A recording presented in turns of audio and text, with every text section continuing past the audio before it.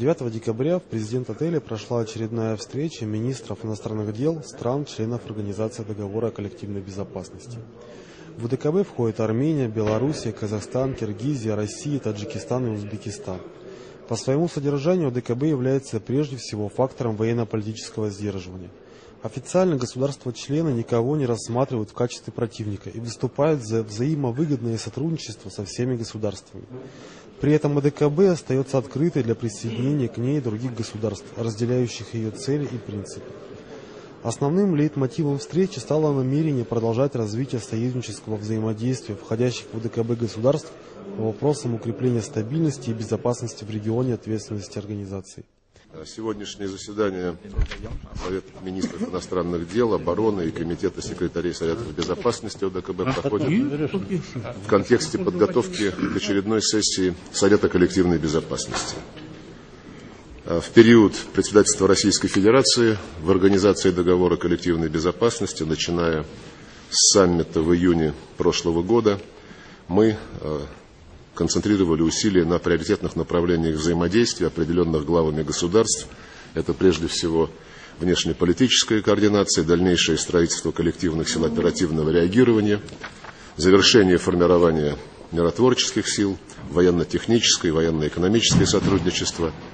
Эти вопросы подробно обсуждались в ходе неформальных встреч глав государств в июле прошлого года в Чолпон-Ате, в мае этого года в Москве, в августе в Ереване, на мартовском заседании Совета министров иностранных дел, в министерских встречах в Афинах, Алма-Ате, Нью-Йорке, Астане. И они были в центре внимания всех уставных органов ОДКБ. Каждая встреча наших глав государств придавала серьезный импульс дальнейшему развитию союзнического сотрудничества, и особое значение в этом плане имеет нынешняя сессия, которая призвана качественно модернизировать деятельность организации по защите интересов государств-членов. Самый главный момент этой встречи, как подчеркнул российский министр иностранных дел Сергей Лавров, касается внесения изменений для повышения эффективности в сфере чрезвычайного реагирования нашей организации. Кроме того, сообщил он, одобрен проект декларации нашего взаимодействия на международной арене, что является прямым вкладом в работу нашей организации для выполнения внешнеполитических задач. Третий момент касается коллективных миротворческих сил. И здесь мы в первую очередь отмечаем готовность выполнения миротворческих задач, а также готовность предоставить на определенных условиях миротворческие силы по требованию ОДКБ, сказал руководитель МИД России. Повестка нынешнего саммита ОДКБ включала в себя более 30 вопросов. Центральными темами, как и ожидалось, стали совершенствование механизма кризисного реагирования ОДКБ, наращивание потенциала организации по эффективному противодействию современным угрозам и вызовам безопасности, рассмотрение военно-экономического и военно-технического сотрудничества, военного строительства, совершенствование системы реагирования на чрезвычайные ситуации в сфере информационной безопасности, а также ряд организационных и административно-финансовых вопросов деятельности ОДКБ. В этом же контексте рассматривались предложения по актуализации соответствующих уставных документов и нормативно-правовой базы организации.